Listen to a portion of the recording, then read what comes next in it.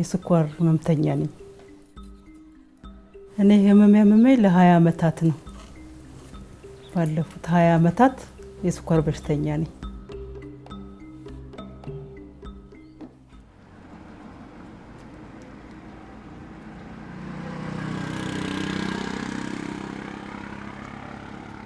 ደብረ ማርቆስ የኖርኩት 42 አመት አዲስ አበባ ሄጄ ተመረመርኩኝ።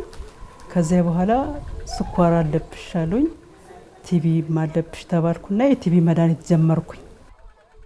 በግል መረመሩና አለብሽ በመትኖሪበት ቦታ መውሰድ ትችያለሽ ተባልኩኝ። የስኳሩ በየወሩ ሄዳለሁኝ።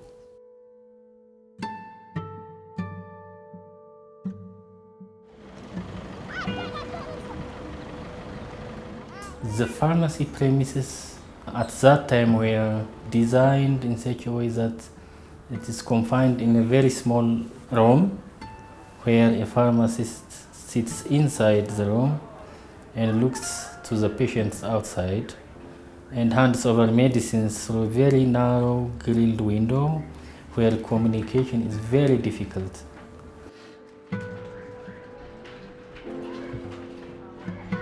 There was a huge issue related to waiting time. There are a lot of issues related to documentation, recording at pharmacies. The dispensing units are not organized in such a way that to secure confidentiality. ቁጭ ብለን ፀሐይ መቶን አድክሞን ዝናብ ካለም ዝናብ ላያችን ላይ ፈሶ ወርዶብን ነበር። መድኃኒትን ፋርማሲ በምንሄድበት ሰዓት በጣም እንሰጋለን። የለም ሊሉን ይችላሉ።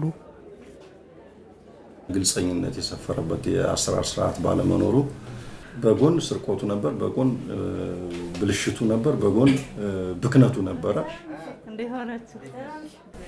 የሚታይበት ነበር። ይሄ በእኛ ተቋም ብቻ ሳይሆን በአጠቃላይ በአገሪቱ ችግሩን ሁሉም ያምናል፣ ግን መንገዱ ነበር የጠፋበት። There was really a need to find out a solution for this, and that's why we resorted to renovation. The work has been systematized and regulated, so a patient comes in through a door and passes successive stages of screening, counseling, paying and dispensing. And the pharmacists that work there have also their activities regulated. The physical changes led to accommodation of a newly redefined roles for pharmacists because the room is designed to accommodate those services. ማን የትኛው መድኃኒት አወጣ፣ ማን ሸጠ፣ ምን ያህል ሸጠ የሚለውን ነገር በተመሳሳይ መልኩ ሆስፒታሎቹ የመድኃኒት አቅርቦታቸውን 90% በላይ ያደረሱ ነው። ወደ ሌላ ኤክስፓንድ ያደረግነው ዝርዝሩን ደግሞ እንግዲህ ከባለሙያዎች ታገኛላችሁ። እዚህ የተሰራውን ስራ አሁን ወደ አገር አቀፍ ለማስፋት እየተሰራ ነው ያለው።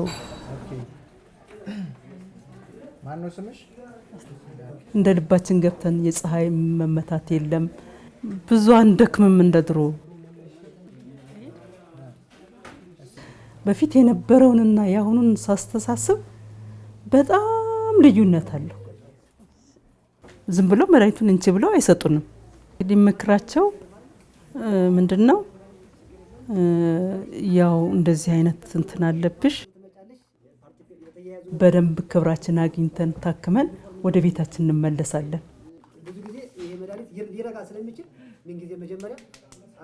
I believe it is really introducing a new culture of pharmacy practice in Ethiopia, where the patient is at the center of all the services we provide. And they are given services in a respectful manner with their dignities respected. የሚመስለኝ ብዙ ሰው ጤነኛ የሆነ ነው፣ ፕሮዳክቲቭ የሆነ ነው። ይሄ በእያንዳንዱ ግለሰብ ሊታይ የሚችል ነው።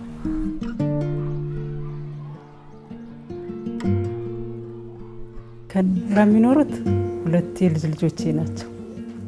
እስካለሁ ድረስ እኔ ላሳድጋቸው ፈቃደኛ ነኝ። በጣም ደስ ይለኛል ባሳድጋቸው።